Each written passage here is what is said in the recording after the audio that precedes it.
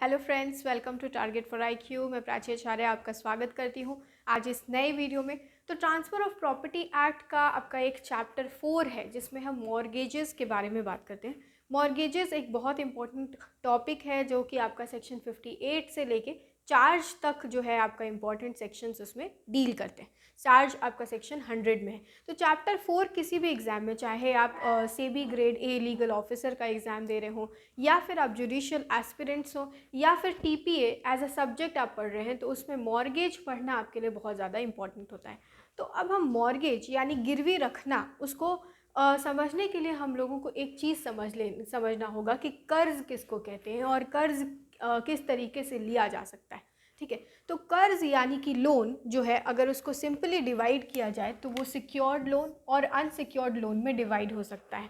ठीक है, secured loan हम किसको कहते हैं? सिक्योर्ड लोन हम इसको कहते हैं कि सामने वाला जो व्यक्ति है, अगर आपको पैसा दे रहा है, फिनांस कर रहा है, आपको जो है बदले में वो चाहेगा कि आप उसको एज अ सिक्योरिटी कुछ प्रॉपर्टी दें, चाहे वो मूवेबल प्रॉपर्टी दें या इमूवेबल प्रॉपर्टी दें। किसी को भी आप जाके पैसा मांगेंगे, कोई स्ट्रेंजर होगा, वो आपके सिर्फ आपका फेस वैल्यू पे आपको पैसा नहीं देगा, तो उसको एज अ सिक्योरिटी कुछ अमाउंट चाहिए होता है, कुछ चीज़ें चाहिए होती है। अगर ये मूवेबल प्रॉपर्टी है, जिस चीज़ को आप एज अ सिक्योरिटी दे रहे हैं, इसके बदले में उसको हम प्लेज कहते हैं। और प्लेज जो है वो आपका इंडियन कॉन्ट्रैक्ट एक्ट के पार्ट 2 में हम लोग पढ़ते हैं प्लेज के बारे में। ठीक है, अगर यही जो आपका प्रॉपर्टी है वो अगर इमूवेबल प्रॉपर्टी को एज अ सिक्योरिटी में आप देते हैं वो लोन लेने के लिए, तो हम उसको मॉर्गेज कहते हैं। ठीक है, तो आप ये समझ लीजिए कि मॉर्गेज एक तरीके का ट्रांसफ़र ऑफ इंटरेस्ट है स्पेसिफिक इमूवेबल प्रॉपर्टी का, जो कि एज अ सिक्योरिटी दिया जाता है फॉर टेकिंग द लोन। ठीक है, टेकिंग द लोन अमाउंट। अब आपको मैंने जो बताया कि मनी लोन जो है वो दो तरीके का हो सकता है, सिक्योर्ड और अनसिक्योर्ड। अब मैं आपको एक और चीज़ बताऊं कि सिक्योर्ड लोन और अनसिक्योर्ड लोन में क्या अंतर होता है और क्यों लोग चाहते हैं कि वो सिक्योर्ड लोन ही किसी को दे। ठीक है, अनसिक्योर्ड जो क्रेडिटर्स होते हैं उनके पास कोई और ऑप्शन नहीं बचता है। अगर वो चाहें कि अगर कोई व्यक्ति मान लीजिए कि इंसॉल्वेंट डिक्लेयर हो जाता है, मतलब दिवालिया घोषित कर दिया जाता है कोर्ट के द्वारा, तो उसकी जो बची हुई जो प्रॉपर्टी है या जो बचा हुआ संपत्ति है, उसमें से अनसिक्योर्ड जो क्रेडिटर है उसको कोई फ़ायदा नहीं होता है, उसको कोई रेमेडी मिल नहीं पाता है। लेकिन यहाँ पे क्योंकि प्रॉपर्टी को के एवज में प्रॉपर्टी को सिक्योरिटी में रख के लोन दिया गया है, तो कभी भी अगर मॉर्गेजर जो है, जो कि गिरवी में रखता है प्रॉपर्टी को, अगर वो लोन अमाउंट देने में डिफ़ॉल्ट करता है, तो वैसे कंडीशन में यहाँ पे वो प्रॉपर्टी को बेचा जा सकता है। ठीक है, तो ये एक बहुत बड़ा फ़ायदा होता है सिक्योर्ड क्रेडिटर्स को। ठीक है, सिक्योर्ड क्रेडिटर्स के पास एक तरीके का ये जमा पूंजी होता है कि भाई ये अगर डिफ़ॉल्ट कर रहा है यहाँ मॉर्गेजर, तो मेरे पास एक ये सिक्योरिटी में रखा हुआ है, मैं उसके प्रॉपर्टी को बेच सकता हूँ। अब मॉर्गेजर का जो ये कॉन्सेप्ट है जो आपका सेक्शन 58 में आपको दिया हुआ है, उसको मैं आपको बताऊँ कि इसमें आपको 3 चीज़ समझना है। ठीक है, कि मॉर्गेज किसको कहते हैं आखिर। मॉर्गेज एक तरीके का ट्रांसफ़र ऑफ इंटरेस्ट है। ठीक है, एक तरीके का ट्रांसफ़र ऑफ इंटरेस्ट है, इसीलिए ये सेक्शन 5 के इंग्रेडिएंट्स और सेक्शन 7 के इंग्रेडिएंट्स को फुलफ़िल करना बहुत ही ज़रूरी है। ठीक है, कहने के लिए ये absolute transfer of ownership from one party to another, जैसे कि सेल में होता है, जैसे कि गिफ्ट में होता है, जैसे कि एक्सचेंज में होता है, ये नहीं होता है, बल्कि एक पार्शियल इंटरेस्ट, कुछ इंटरेस्ट प्रॉपर्टी का मॉर्गेजी को दे दिया जाता है। ठीक है, कि वो एज अ सिक्योरिटी उस प्रॉपर्टी को तब तक रखे जब तक कि प्रॉपर्टी को रिडीम बैक ना करवाया जाए, प्रॉपर्टी को कॉल बैक ना कर दिया जाए, फिनांस जो उससे एग्जिस्टिंग डेट लिया गया है या फ्यूचर में एडवांस मनी करने के लिए उसको प्रॉपर्टी को गिरवी में रखा गया है, वो पैसा जब तक उसको वापस ना मिल जाए तब तक जो है वो प्रॉपर्टी को वो अपने कब्जे में रख सकता है। प्रॉपर्टी में उसका इंटरेस्ट होगा मॉर्गेजी का। ठीक है, तो यहाँ पे बात आया है मॉर्गेजी का, तो ध्यान से एक चीज़ ये समझ लेना है कि जो भी व्यक्ति गिरवी में रखता है प्रॉपर्टी को, ठीक है, जो जिसका प्रॉपर्टी है, ठीक है, उसको हम क्या कहेंगे? उसको हम कहेंगे मॉर्गेजर।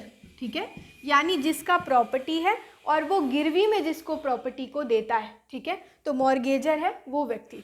अब जिस व्यक्ति को वो प्रॉपर्टी गिरवी में देता है उसको हम क्या बोलते हैं? उसको हम बोलते हैं मॉर्गेजी। ठीक है, अब ये पूरा जो ट्रांजैक्शन है जिसमें कि राइट्स और लाइबिलिटीज़ मॉर्गेजर और मॉर्गेजी का डिसाइड होता है, इस डीड को हम कहते हैं मॉर्गेज डीड। ठीक है, मॉर्गेज डीड। अब हमने ये भी समझा है कि ये जो प्रॉपर्टी मॉर्गेजर जो है वो प्रॉपर्टी को, इमूवेबल प्रॉपर्टी को ट्रांसफ़र कर रहा है मॉर्गेजी को एज अ सिक्योरिटी, तो इसके एवज में मॉर्गेजी भी मॉर्गेजर को कुछ दे रहा है। क्या दे रहा है? तो कर्ज दे रहा है, फिनांस दे रहा है, मनी एडवांस कर रहा है, या फिर प्रॉमिस कर रहा है मनी एडवांस करने का। ठीक है, मनी एडवांस और टू बी एडवांस्ड, ये दोनों चीज़ यहाँ पे दिया हुआ है।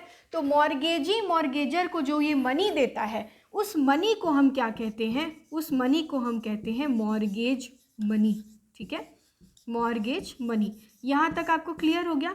अब ये देखिए कि मॉर्गेज का जो ये आपका कॉन्सेप्ट है, ये बहुत ही ओल्ड कॉन्सेप्ट है, क्योंकि कर्ज लेना कर्ज देना ये आज का कॉन्सेप्ट नहीं है, बल्कि एंशिएंट टाइम से ये चीज़ चला आ रहा है।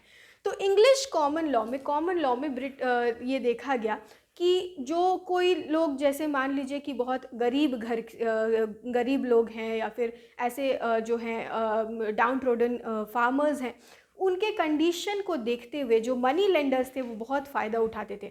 वो इस तरीके के कॉन्ट्रैक्ट में इंटर करते थे जिससे कि अगर एक बार या दो बार भी डिफ़ॉल्ट हो पेमेंट में, इंस्टॉलमेंट जो पैसा दिया है, फिनांस दिया है, उसके पेमेंट इंस्टॉलमेंट में अगर मान लीजिए किसी भी तरीके का डिफ़ॉल्ट हो, तो वो एक तरीके का एक तरीका था जिसके तहत वो है प्रॉपर्टी को अपने कब्जे में ले लेते थे, मॉर्गेजी।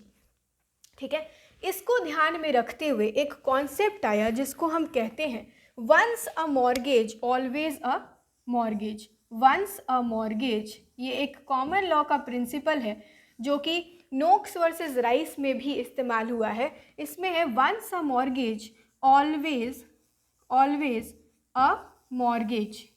ठीक है, and nothing but a mortgage, nothing but a mortgage. ये जो केस मैं आपको बता रही हूँ, ये केस का नाम है NOAKES, Noakes versus Rice. Leading case है। ठीक है, लीडिंग केस है। Once a mortgage always a mortgage and nothing but a mortgage. इस मैक्सिम को नोक्स वर्सेस राइस में ही बताया गया है। ठीक है, तो मॉर्गेज का एक वो चीज़ आप समझ लीजिए, इस मैक्सिम का मतलब क्या हुआ कि पर्पस जो होता है मॉर्गेज का वो ये होता है कि भाई एज अ सिक्योरिटी मैं इमूवेबल प्रॉपर्टी आपको ट्रांसफ़र कर रहा हूँ, ट्रांसफ़र ऑफ स्पेसिफिक इंटरेस्ट। कहीं पे भी मॉर्गेजर का ये इंटेंशन नहीं होता है कि वो प्रॉपर्टी को मॉर्गेजी को ट्रांसफ़र करना चाहता है कम्प्लीटली। ठीक है, तो ये पर्पस आपको हमेशा ही ध्यान में रखना है कि मॉर्गेज का पर्पस क्या होता है। ये पर्पस से आपको ये ट्रांसफ़र ऑफ इंटरेस्ट जो है वो अलग अलग तरीके से जो है आप उसको डिस्टिंग्विश कर पाएंगे। तो ये पर्पस बहुत ही इम्पॉर्टेंट है। ठीक है, तो ये पर्पस को ध्यान में रखते हुए मॉर्गेज को कभी भी कंप्लीट सेल के जैसा नहीं ट्रीट करना चाहिए, और मॉर्गेजर के पास अक्सर ये राइट होना चाहिए कि वो अपने प्रॉपर्टी को वापस ले सके। इसी राइट को हम कहते हैं राइट ऑफ रिडेम्पशन। ठीक है, इस राइट को हम कहते हैं, मॉर्गेजर के इस राइट को कहते हैं राइट ऑफ रिडेम्पशन। रिडेम्पशन जो है वो रिडीम वर्ड से आया है, REDEEM, रिडीम वर्ड से आया है, और रिडीम का अर्थ होता है to call back, to take back the property. ठीक है, तो मॉर्गेजर के पास ये राइट होता है राइट ऑफ रिडेम्पशन, जो कि आपको सेक्शन 60 में दिया हुआ है। लिमिटेशन एक्ट के आप प्रोविज़न में देखेंगे तो रिडेम्पशन का ये राइट जो है वो 30 साल तक होता है, यानी कि 30 साल तक मॉर्गेजर के पास ये राइट है कि वो अपने प्रॉपर्टी को कॉल बैक कर सके। प्रॉपर्टी जो भी पैसा उसने मॉर्गेजी से लिया है उसको वो दे दे, और प्रॉपर्टी का पोजेशन या प्रॉपर्टी का डिलीवरी ऑफ टाइटल जो है, अगर वो title mortgage by deposit of title deed से मॉर्गेज किया है तो वो टाइटल डीड्स या पोजेशन, अगर यूसुफ्रुक्टरी मॉर्गेज है तो वो पोजेशन जो है वो वापस ले ले। ठीक है, अब देखिए यहाँ पे बात है कि मॉर्गेज अगर देखा जाए तो इसको किस तरीके से देखते हैं, तो ट्रांसफ़र ऑफ इंटरेस्ट हो रहा है, transfer of specific interest. Absolute interest नहीं हो रहा है बल्कि स्पेसिफिक इंटरेस्ट ट्रांसफ़र हो रहा है। तो सेक्शन 5 के तरह जो आपको एसेंशियल्स हैं कि प्रॉपर्टी जो है वो ट्रांसफ़र किस कंडीशन में होंगे कि दो लिविंग पर्सन के बीच में ही ट्रांसफ़र होने चाहिए। कॉम्पिटेंसी के बारे में आपको सेक्शन 7 में दिया हुआ है। प्रॉपर्टी जिसको कि आप ट्रांसफ़र नहीं कर सकते हैं, ये आपको सेक्शन 6 में दिया हुआ है। इन सारे एसेंशियल्स को देखते हुए ये ट्रांसफ़र ऑफ इंटरेस्ट का क्लॉज को यहाँ पे कंप्लीट करना है। नेक्स्ट है आपको स्पेसिफिक इमूवेबल प्रॉपर्टी। जो मॉर्गेज डीड में आपको स्पष्ट तौर पर ये पता होना चाहिए कि किस प्रॉपर्टी को गिरवी में रखा जा रहा है, ठीक है। कोई वेग नेचर का ये चीज़ नहीं होना चाहिए। और पर्पस होना चाहिए क्या, to secure amount of money advanced और टू बी एडवांस्ड। ये पर्पस बहुत ही इंपॉर्टेंट है।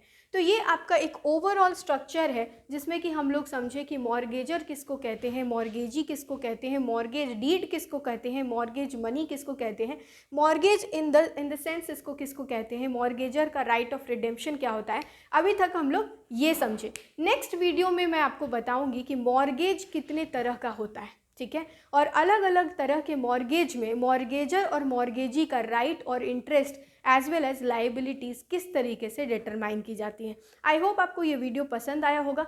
ऐसे ही टारगेट फॉर IQ पर बने रहिए।